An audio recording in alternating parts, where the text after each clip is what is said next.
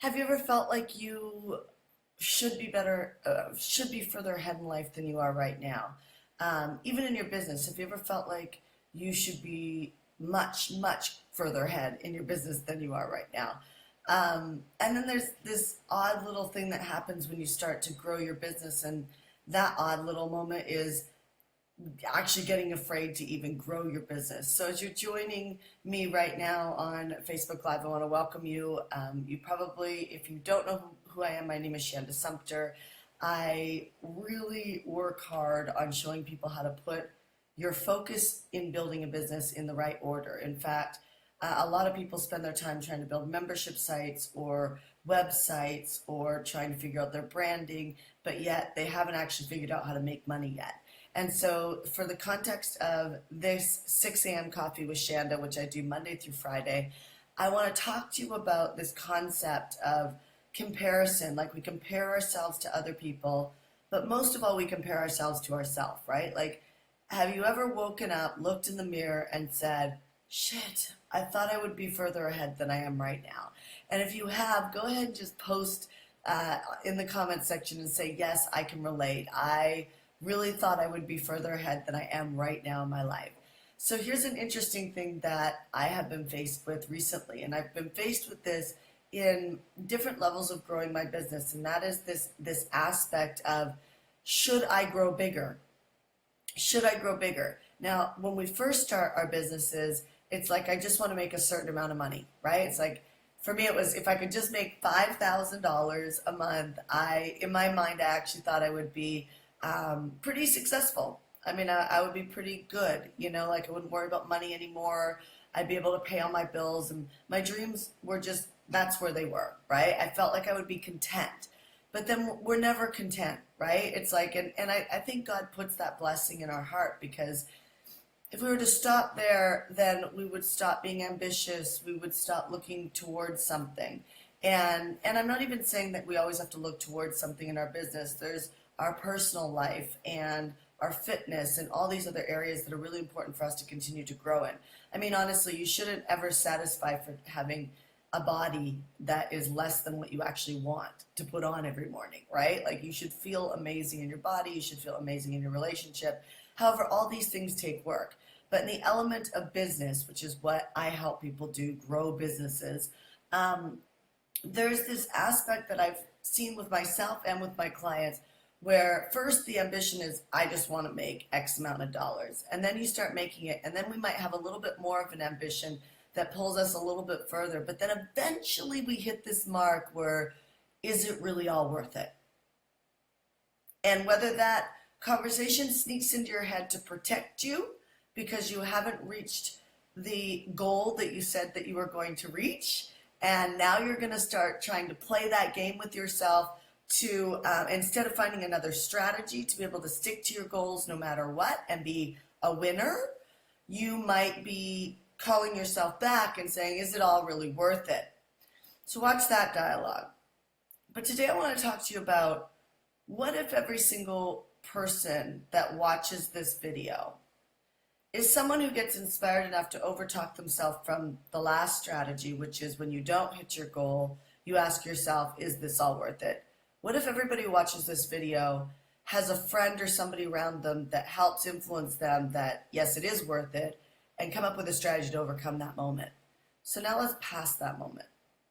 What happens when your business is big enough and the fears start kicking in of, like, what if, like for me right now, as I grow my company to the next level, just the other day I had this crazy fear. And the fear was like, wow, like, we're already big enough. What if we grow to this next level and now we become a target for the government, a target for like the government to come in? I know a lot of friends who have grown their companies really big, and the government's come in and they've become a target, right? And they shut them down, or they go after them.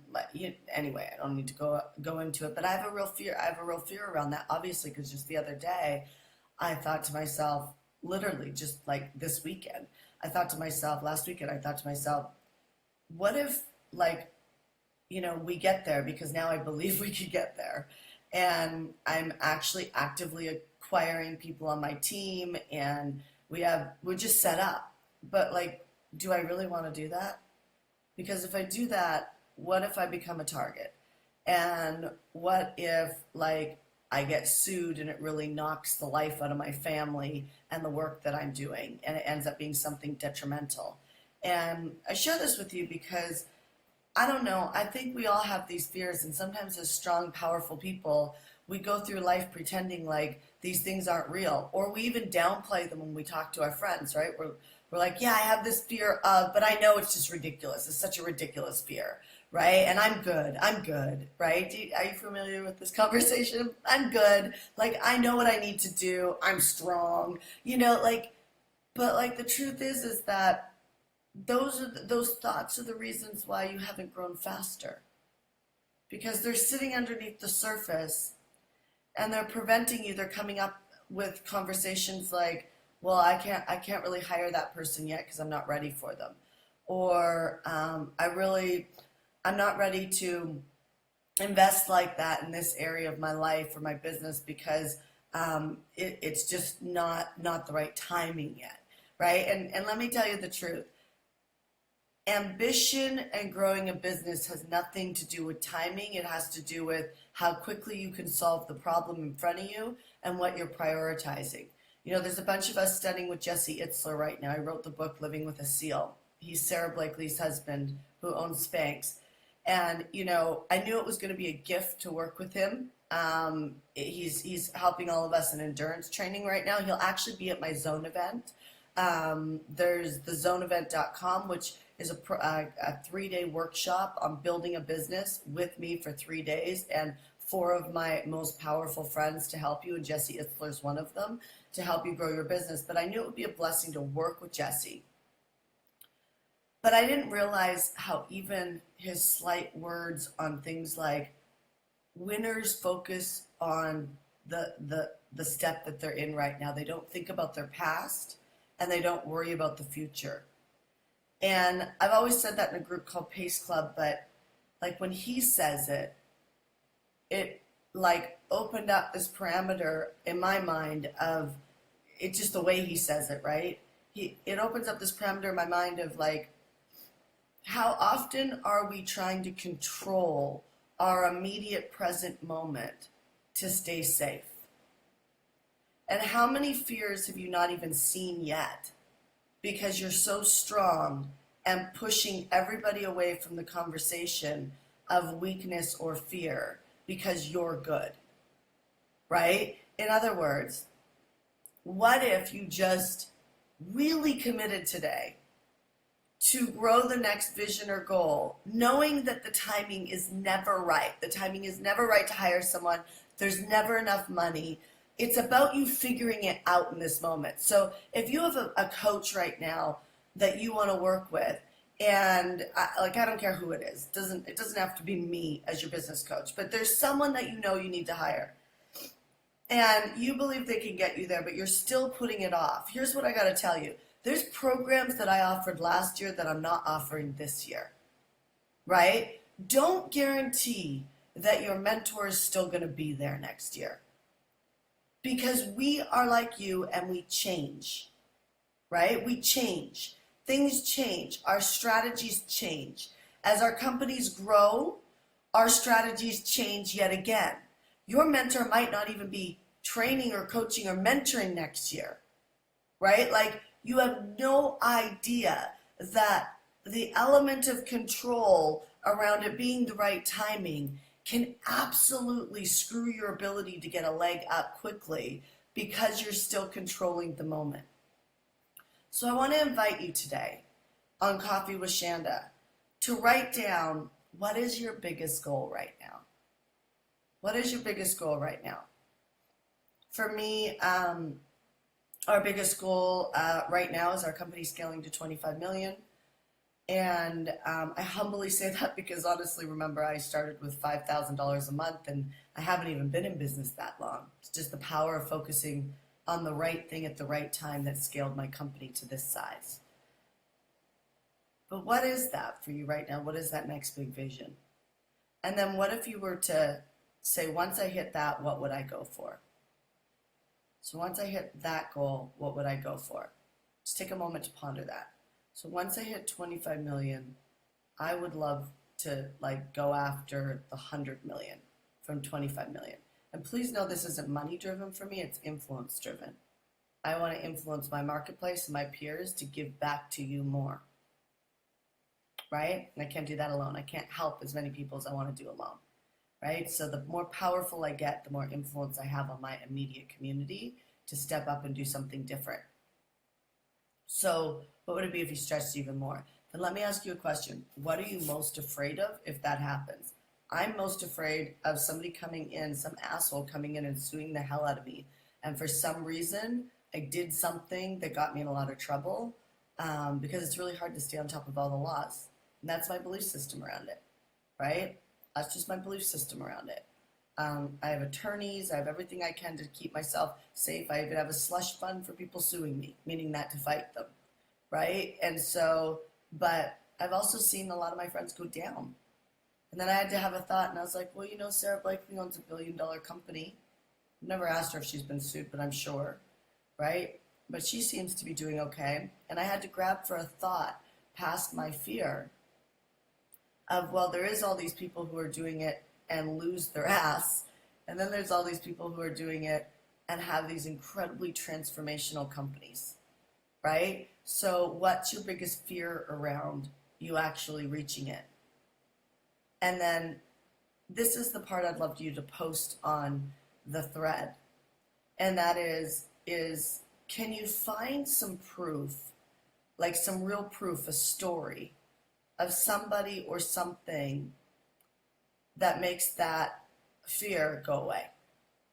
You know what I mean? Like, so go ahead and post on the thread, what is your fear if you hit this big goal? And what is a story that you can grab onto, just a few bullets that you can grab onto that makes that story less powerful? And go ahead and post that on the thread, and I'd love to take a look. As you're doing that, here's my coffee with Shanda. We gave these away at the Zone event. You got this. There was one break. We're not doing that this year. I always have different surprises, but we came out of a break, and I had this huge tower of pink mugs for people to take home so that they remember that they got this when the fear kicks in. And today, I'm back to my macchiato. I was in Whole Foods yesterday, and my macchiato sells for $30-something, and one of my clients' husbands owns this product, and you can get it on Amazon as well. And especially since Amazon has now purchased Whole Foods. Sad about that. Anyway, this macchiato product is great instead of coffee if you'd like to put something in your body other than coffee. All right. Great. I'm loving some of the posts here. This is really good. Most afraid of actually succeeding and hitting my goal. Yeah, so Crystal, if you're most afraid of actually succeeding and hitting your goal, like why? Do you know what I mean? So I get that. Like, I understand that, but the reason why I'm afraid to hit 25 million and then 100 million, because I know my ambition is going to keep growing at 25 million. The 100 million is going to come down the pipe, and I intend on getting close to that number next year. And so the fear is getting sued, right? So, you know, Crystal, your fear is hitting your numbers, but why? Like, does that mean that your marriage is going to get rocky? Does that mean that, you know, you're going to get sick because you stress out when you're trying to build a company and you've ended up in the hospital before? I'm just making things up, right? Like, but why? Tiffany Mercer, my biggest goal right now is to believe in myself enough to ask for a sale price that I can really operate from. I'm most afraid of someone attacking my character. Perfect, Tiffany. And convincing me that it's true. Yeah, so Tiffany, stay close to me because I walked through this realm. I was most afraid of making offers before because I thought that somebody would feel like I was being inauthentic when I was asking for a sale, right? Like if I was to help you and then make you an offer, that you would feel that I was being inauthentic. So what happens is, you know, I was more committed to looking good and being liked than I was in actually making a difference for the person that I was making an offer to, right? So Tiffany, where you put your mind focus when you're doing a sales conversation with someone or making an offer is like night and day in you being successful, right? So right now, and I know you probably don't think you're a selfish person, but right now what you're actually being is self-absorbed because it's about you, right? Which I know you probably already know this, but it's about you. You don't want them to attack your character for whatever reason. So what if you already knew that you have your friends? You have your friends, you have your family, and that your role is not to be your client's friends. Like you're playing a role. My coach, as much as I love my coach's role with me, I do not want it to be my friend over growing my company or my impact because then you're going to hold back, right? So I actually wouldn't trust that coach. So do you want people to not trust you? Because, and I'm trying to put enough pain behind your thought process so it goes away. What you're being is untrustworthy right now, right? So do you want to be an untrustful space for them because it's more important for you to be liked than it is for you to make a difference for them? So it's okay if they attack your character. Do you know how many people attack my character? Literally, tons of people attack my character. Just a side note, I don't know how many years ago this was, but I got a DUI. I thought everybody who got a DUI was a complete loser on this planet. And I went out and had a bottle of wine with my girlfriend, Christine. We sat at a restaurant for like 3 hours, and I just finished getting off a cleanse, and we were driving home. I did not feel drunk, but obviously I was. And I got pulled over by a police officer because a fire truck went by me and I didn't pull over. Well, the fire truck went by me and did not have its lights on and did not have its sirens on. It just turned onto Laguna Beach, PCH, the main highway, and pulled on and started going. And what I found out later when I went to court, my attorney said, we can get you off. And I said, okay, great, get me off, right? And he said, but the thing is when they ask you this question about the fact that whether or not you knew if the lights were on or the siren was on, you have to tell them that without a doubt the siren was off and the lights were off. But that wasn't true. What was true is that I was talking to Christine while we were driving, that I drank alcohol and I got behind the wheel, and that there was no lights, there was no siren on, that they turned the corner and I saw the fire truck turn the corner, but the sirens weren't on. And so that part was true, but I didn't remember if there were lights.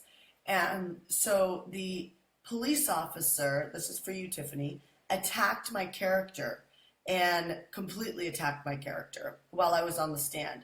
And the judge stopped him. And what I mean by this is people will stand up and be next to you. My clients will stand up and be next to me, right? When people attack me, and they attack me all the time because the more people you reach, the more people who hate you, which is actually good, right? Like you actually want to polarize your audience so that a group of people love you and a group of people can't stand you. And hopefully they still follow you because they still can't stand you and they still find themselves tuning into videos of you and things like that because you're that good, right? But they can't stand the way you talk, look, smell, all of that, right? So the judge came to my side and shut the police officer down and said, this is a woman that could get off the stand right now if she lied. And I know the game that's being played here right now by the attorneys and that there's a loophole here, but yet she is deciding to tell the truth. And I don't know if I was smart or stupid back then, but still, integrity's always been really important to me. And he said, I have to convict you. I have to give you a DUI because, obviously the situation merits that now because you didn't know for sure, and gave me my sentence.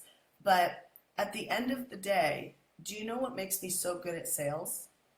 I am 100% honest every time I make an offer to someone. I'm 100% honest.